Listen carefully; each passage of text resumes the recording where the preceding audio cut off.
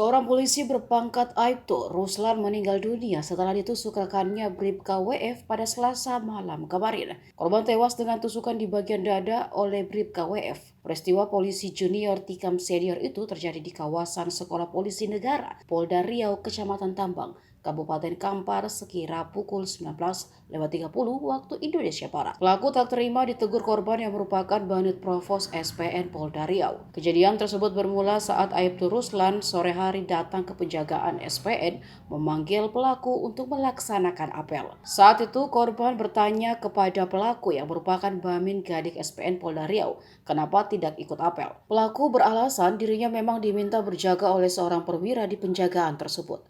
Aibtu Ruslan lalu menyuruh Bribka WF push up, namun permintaan itu ditolak oleh Bribka WF. Hingga terjadi adu mulut, namun tak berlangsung lama karena dilerai oleh personel lain. Aibtu Ruslan kemudian pergi mengikuti apel. Selanjutnya perwira penjagaan memanggil Bribka WF dan meminta senjata revolver inventaris agar diserahkan. Bribka WF juga diminta pulang. Sekitar pukul 19.15 waktu Indonesia Barat, Bribka WF datang kembali ke SPN Polda Riau bersama kedua orang tuanya dan adiknya. Bribka WF mencoba menghadap kepada unsur pimpinan di SPN Polda Riau. Namun keluhannya itu tidak mendapat respon bagus hingga pelaku merasa tidak puas.